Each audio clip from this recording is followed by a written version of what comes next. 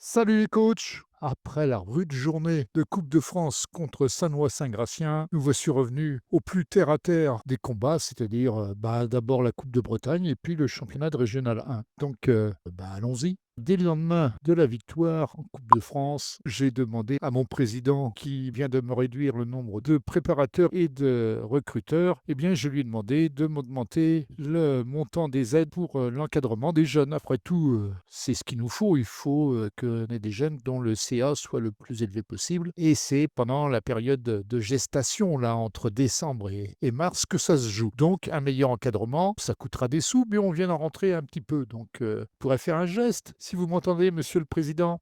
Je ne doute pas du résultat, hein. Plein de résultats surprises en Coupe de France. FC Mérignac, les Écureuils de Mérignac, Régional 1, sortent une équipe de Nîmes, 18e en Ligue 2 quand même, hein, c'est pas brillant pour Nîmes. Ginglin-Cesson, qui est dans notre groupe, qui nous a battus, qui est donc en Régional 1 aussi, a sorti Valenciennes, 17e en Ligue 2. La Ligue 2 en prend plein les dents là. L'analyse d'après-match, c'est assez sympathique. On a dominé, malgré qu'on a eu beaucoup de mal dans tout ce match, sans que ce soit vraiment visible à l'œil nu. Bon, 324 passes, plutôt haut sur le terrain, sur toute la largeur. Sannois, Saint-Gratien, mais ils ont fait que 218 passes et puis moins groupés, moins beau comme position. Mais bon, je suis de parti pris. Tirage de la Coupe de France, le 8e tour, et puis tirage du 3e tour de la Coupe Région Bretagne, c'est fait. Coupe de France, on va jouer à l'extérieur encore contre Évreux FC 27. Autre équipe de Régional 1, 7e en Régional 1, Normandie, groupe A. Ils sont à peu près comme nous, hein, 4 victoires, 3 nuls, 2 défaites. C'est jouable, même à l'extérieur, c'est jouable. Et le tour suivant de Région Bretagne se jouera contre Bubry, équipe de départemental 2, à condition, bien entendu, de se débarrasser au préalable de Keriado. Alors Keriado, je vous l'ai dit, ils sont dans les fins fonds du championnat de départemental 1. Méfiance quand même. Keriado, c'est notre prochain match. Je ne me rappelais plus du tout. C'est la seule équipe qui nous a battus 2 fois en départemental, à l'aller et au retour. Méfiance quand même. Mais bon, j'ai bon espoir. C'est bien d'avoir pris un peu de détermination avec dans les attributs de l'entraîneur parce que après le refus de la direction d'augmenter l'encadrement des jeunes, on a essayé de discuter. J'ai dit qu'on allait prendre du retard sur nos rivaux. C'est un sujet qui semble vous tenir beaucoup à cœur et votre engagement pour cette cause est impressionnant. Donc voilà, on a décidé d'accéder à votre demande. Bon, j'espère que ça ne durera pas 9 mois pour l'obtenir, mais ça peut devenir très intéressant. C'est bon, ils ont décidé d'accepter d'augmenter le budget du centre de formation du club. C'est tout ce qu'on voulait, à un niveau alors plus adéquat. Alors je ne sais pas ce que ça nous donne. Normalement, ça nous donnera 9 points. On en a 6 actuellement. Et si on vient regarder ici, dans les infrastructures, du coup, on est passé à encadrement des jeunes acceptable. Déjà marqué là, hein, mais vous connaissez la chanson, c'est au premier du mois que se joue la fête et qu'on est tiré au sort et on passe ou on passe pas. Donc on vérifiera au 1er décembre. On a jusqu'au 1er mars pour l'obtenir, hein, cet encadrement des jeunes. Si on l'a même au 1er mars, eh bien, quand arrivera le 13 mars, eh bien, on comptera au total comme si on avait eu un encadrement des jeunes compétents pour les mois de décembre, janvier, février et donc mi-mars. On n'a plus qu'à croiser les doigts. Notre match de Coupe de Bretagne contre la Vigilante Foyer de Keriado, eh bien, c'est parti. Là, on a mis une équipe vraiment très jeune. Brun a joué régulièrement. Guigny, on n'en parle pas. Maria commence à se faire tout doucement une place. En Coupe de France, il était plutôt bon. En Régional 1, il a été moyen. Bobek, on le connaît bien. Un peu en repli ces temps-ci, d'ailleurs, on voit bien. Il joue pas assez en équipe 1, c'est une occasion. Vieira, il a saboté son premier match. Il a eu 5,9 en Coupe de France. C'est l'occasion pour lui de se racheter. Rouault, c'est pareil, on ne le représente plus. Il a joué régulièrement. En Coupe de France, 7,25 de moyenne. Buisson, Gazarian, il y a Eragui qui est titulaire. Deux gages de solidité. Dugast qu'on essaye de former un peu, mais c'est pas brillant jusqu'ici. Il faut qu'il se rachète aujourd'hui. Voilà, on va suivre l'adjoint. On n'a pas à se poser des questions comme ça. Il est hors jeu. Bon, bien sûr qu'il est hors jeu. On est en train de se laisser manipuler là.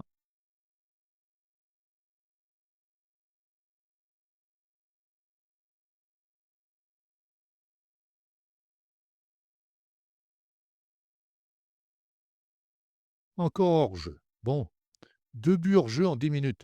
On va peut-être se bouger un peu, puis aller les secouer un peu dans leur camp. Mais putain, c'est pas vrai, qu'est-ce qui se passe là?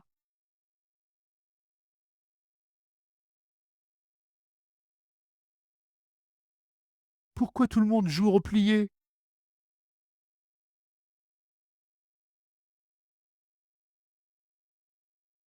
C'est du grand délire là, hein.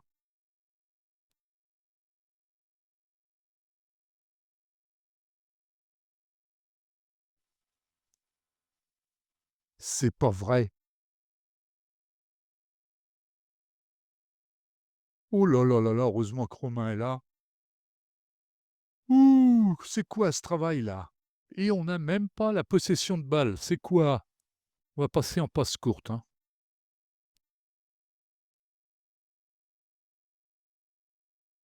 Oh là là, qu'est-ce que c'est que ce travail? On a des joueurs anxieux. Ils sont 4 niveaux au-dessus des autres et ils sont anxieux. Non mais sans blague.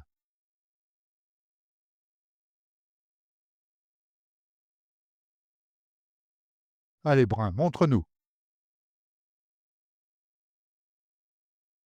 Oh putain, ils vont pas sur les ballons, c'est pas croyable.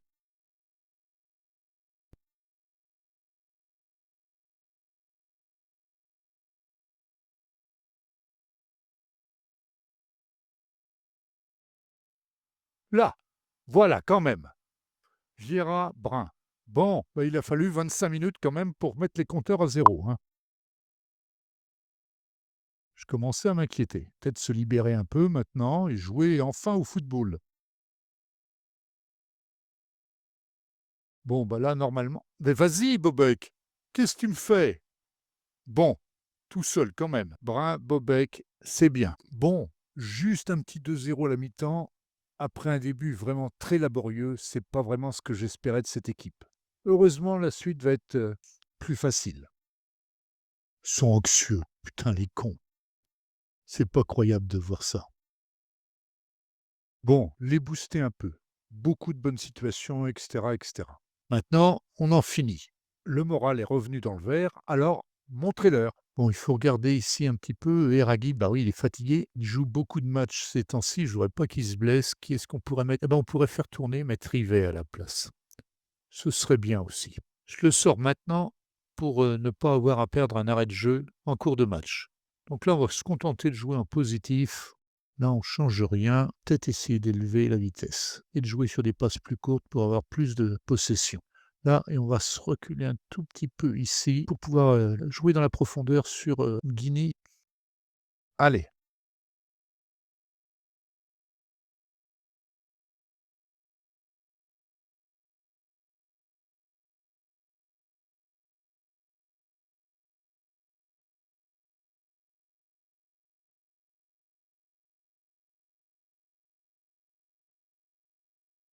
Marianne, Dini, bon ben voilà. Voilà à quoi servent les discours à la mi-temps. Moins de 30 secondes, but. 3-0, c'est exactement ce qu'on voulait. C'est parti de Buisson au départ, mais Maria déborde très très bien pour centrer. Voilà, de l'altruisme. Ça y va tout seul quand on est altruiste. Après, le reste n'est plus qu'une simple formalité.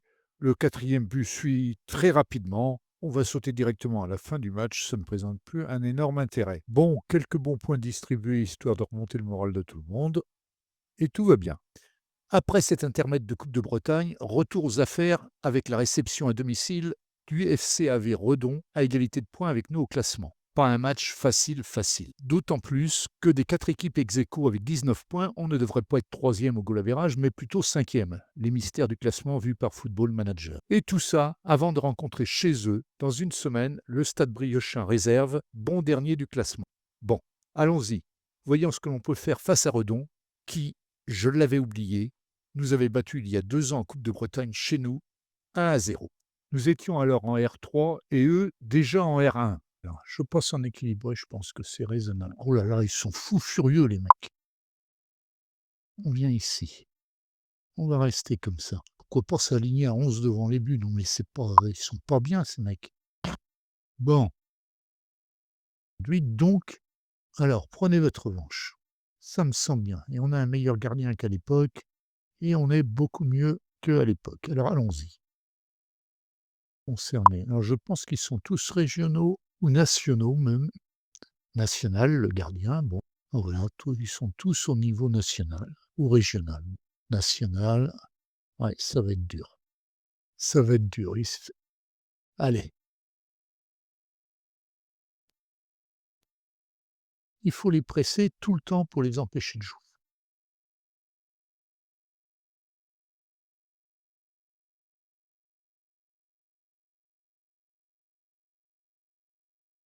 Oh là là, on se fait prendre de la tête à tout le temps là.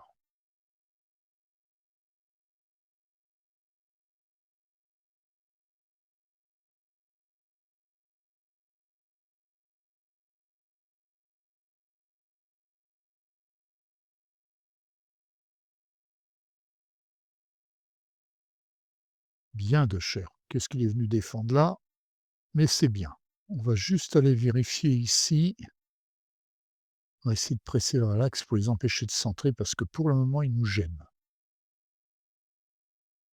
Allez, un bon corner. Un bon corner pour remettre les pendules à l'heure là. Et Ragui? Non, raté.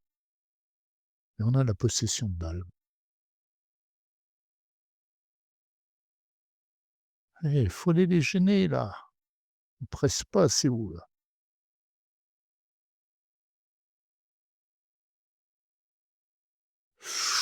Ah bah oui, encore un coup, le défenseur se fait passer. C'est quand même incroyable ça. On est derrière l'attaquant, alors on peut pas y arriver, hein. On est plus physiquement mieux qu'eux, alors, mais on ne joue pas. On va jouer plus court. On a la possession de balle, bah, il faut maintenant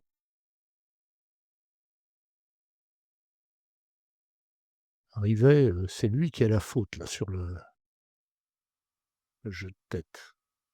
Allez Guillaumard, plus vite! Manque pas grand-chose.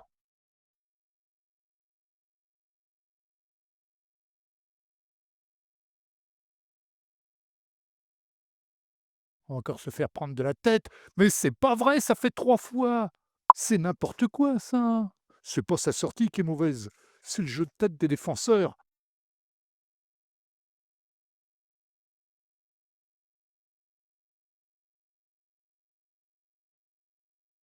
Ah non, ça cadre pas, ça, faut faire mieux que ça.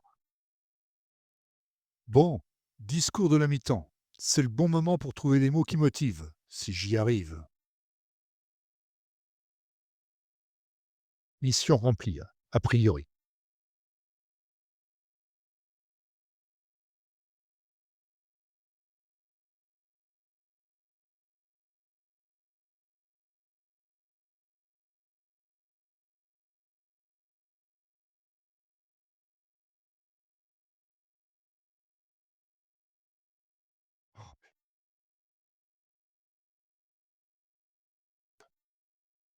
Oh là là là là là là là là! Qu'est-ce que c'est que ce travail? Bon ben, on va essayer d'oublier ce match-là et ne pas sombrer plus que ça. Il y a des jours où il ne reste qu'à trouver le remède, s'il existe. Oh putain, c'est au-dessus encore. Non, c'est le gardien qui la détourne cette fois-ci, mais bon, 3 tirs, 3 buts quand même, hein. Bon, ben, à l'heure de jeu, on va faire tourner un peu, mais en l'état, il faudrait remplacer toute l'équipe. Comment en est-on arrivé là en si peu de temps? Bon, Maria à la place de Decher, Gazarian à la place de Rivet et Brun à celle de Guillaumard.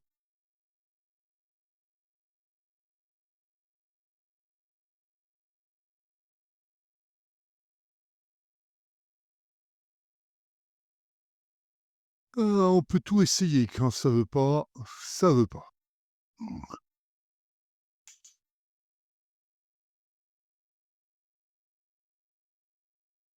Oh là là là là là là là là. 4-0. Un match référence en négatif. Tout ce qu'il ne faut pas faire. Reste à comprendre ce qui nous a amenés là. On va passer à l'analyse, si possible, de ce qui nous a conduit au pire.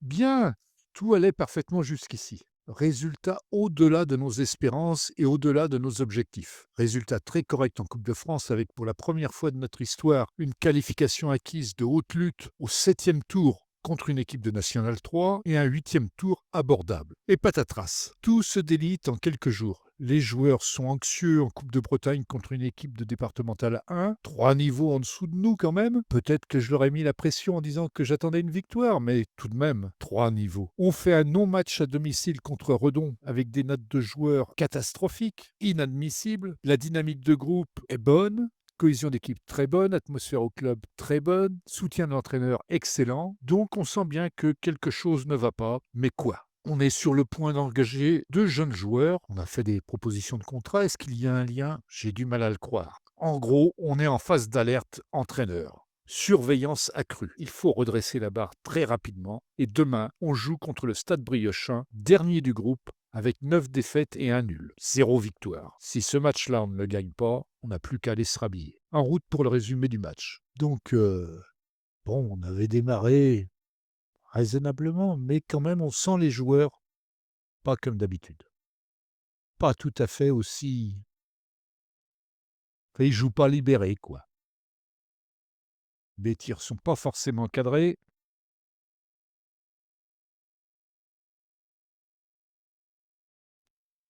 On est à la 42e minute, pratiquement, à la fin de la première mi-temps. Il ne s'est pas passé grand-chose parce qu'on manque de justesse, on manque de pressing, on fait pas le job, quoi. Bon, Buisson qui ouvre pour un but gag, voilà. Renvoyé par le dos du défenseur, Guigny est à l'affût, frappe, petit filet. Ben, on peut pas dire qu'on n'a pas de chance sur ce coup-là, parce que je suis même pas sûr qu'on le méritait vraiment à ce moment-là de la partie. Bon, deuxième mi-temps, on les a boostés un peu, que ça pousse un peu plus, mais c'est pas cadré, c'est pas ça, quoi.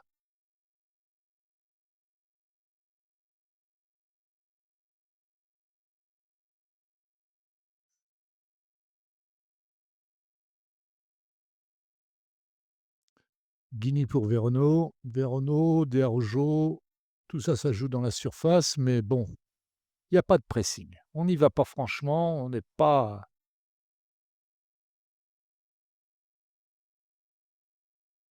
Et à côté encore. Voilà. Tout seul au point de pénalty devant le but. Et on met 10 mètres à côté. Traoré pour Vieira, qui a fait son entrée. Koulibaly, Vieira à nouveau. Un bon centre. Et Maria de la tête qui vient enfin nous libérer. 2-0 à la 73e minute. On va dire que c'est fini et qu'on a eu chaud quand même. On a 3 de XG quasiment contre un tir cadré pour le Stade Briochin. On a la possession, les passes réussies, l'XG, mais bon, ben, c'est pas ça, quoi. Quand on joue avec la peur au ventre, on ne fait rien de bien. Alors la question est, la peur de quoi? Ben, il faudra trouver la réponse assez vite. Alors évidemment, au niveau classement, bon, on est 5e, toujours dans le train, dans le wagon, accroché au bon wagon, mais quand même assez loin des premiers. Et puis là, on voit bien que maintenant, c'est plus la sérénité, là, hein. Nous voici maintenant début décembre, alors je vous rassure tout de suite, notre amélioration d'encadrement des jeunes, ça y est, c'est fait. On a quand même payé le mois dernier pour cette structure 5 586 €. Et ça va être comme ça tous les mois maintenant. Et vous voyez l'année dernière combien on a payé? 13 427 € pour toutes nos structures d'encadrement et de recrutement des jeunes. Là, ça fait mal aux fesses quand même un petit peu. En 2 mois, on aura dépensé presque autant que toute l'année dernière. On est là le 3 décembre, le 6 décembre, on joue à Évreux, le 8e tour de la Coupe de France, et c'est relativement à notre portée.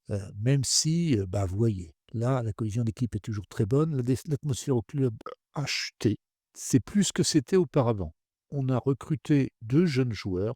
Louis Valère, 18 ans, du potentiel. Il vient des National 3 Vertou, à dire un niveau technique correct. Et Fethi Mefta, meneur de jeu en retrait, pareil, 19 ans, du potentiel, un petit peu d'expérience en R1, National 3 à l'occasion, même en National, formé à Saint-Malo, donc qui a un bon placement, on va dire. Alors, est-ce que ça fait chuter un peu la moyenne de morale des joueurs? C'est pas impossible. Donc, la dynamique de groupe, elle est bien remontée parce que j'ai mené une réunion d'équipe dans laquelle j'ai dit aux joueurs que tout allait bien, qu'on n'était pas si mal que ça, qu'on était très bien et que, si on s'y prenait bien et si on se serrait bien les coudes, on ferait encore mieux.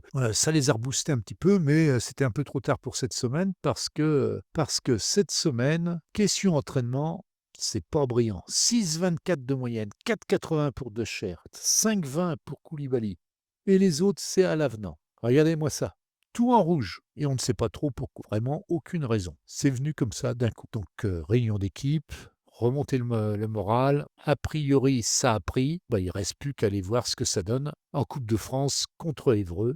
Bon, le match contre Évreux, il fallait être là dès le départ parce que ça n'a pas traîné. L'engagement est pour Évreux. 12e seconde. La défense est amorphe. On repousse comme on peut, mais on sent déjà que c'est pas clair.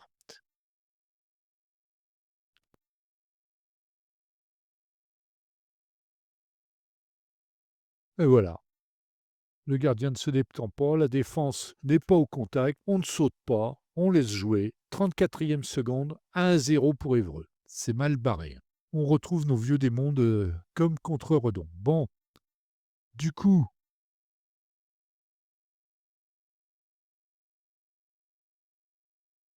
on est sauvé par la barre, quand même, sinon ça faisait 2-0 à la 10e minute.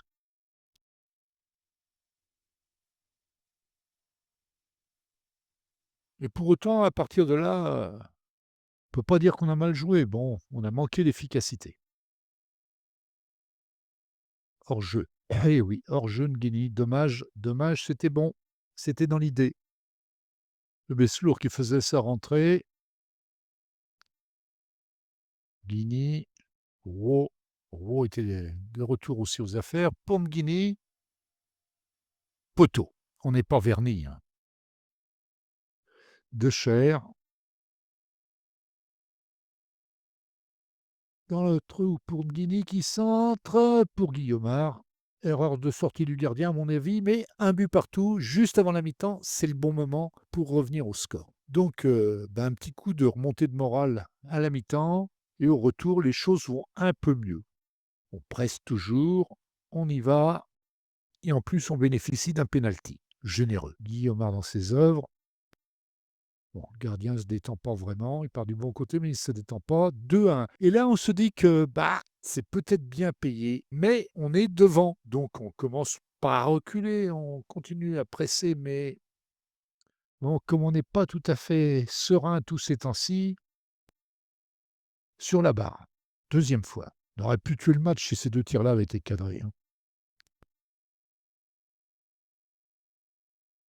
Troisième but, hors-jeu. Deuxième hors-jeu pour Nguini. Donc, 2 tirs sur la barre, 2 buts refusés. Ça pourrait être fini, là, depuis longtemps, mais non. Bon.